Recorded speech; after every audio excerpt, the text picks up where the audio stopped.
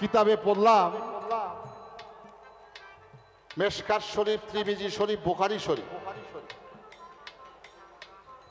দেখলাম কোন কিতাবে লিখছে নবুয়ত একটা মাংস পিণ্ডের মতো, কোন কিতাবে লিখছে কবুতরের ডিমের ন্যায়, কোন কিতাবে লিখছে লোম আবৃত হরিণের নাভি বলে যে মৃগ নাভি হয় সেই মৃগ নাভির মতো। তাহলে দেখা যায় কিতাবের মধ্যে বিভিন্ন মতামত। কেউ কয় কবুতরের ডিম, কেউ কয় টিউমারের মতো মাংসপিণ্ড, কেউ বলে পশম আবৃত একটা হরিণের নাভি বলে যে মৃগ নাভি হয় সেই মৃগ নাভির মতো। তাহলে তিনটা কিতাবে তিনটা বর্ণনা, আপনাকে বাউ করতে হবে একটা জবাব দিয়ে তিনটা হাদিসের কিতাবের ব্যাখ্যাকে আপনাকে সমন্বয় ঘটাতে হবে। আমি জানতে চাই মূলত নবুয়ত বিষয়টা কি, নবুয়তটা কি বস্তু দ্বারা তৈরি ছিল। যেভাবে লাগলো গান ভাবের অবিষয়, সুন্দর কইরা জবাব দিবে দাদা, দিবে নিশ্চয়।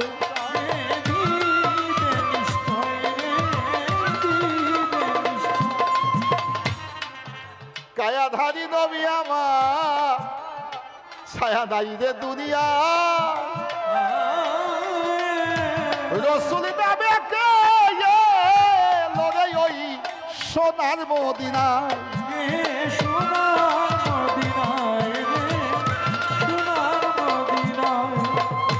কায়া মানি দেহ, নবীর দেহ ছিল কিন্তু তার ছায়া ছিল।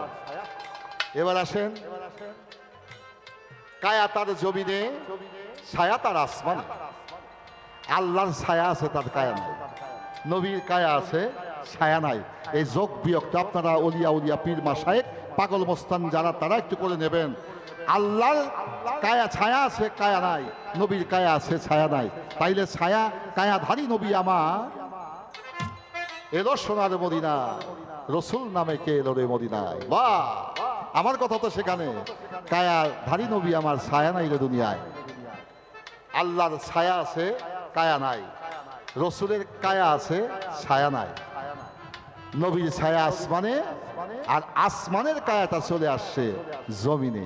এখানে একটু হিসাব করে নিতে হবে বিষয়টা এখানে কি।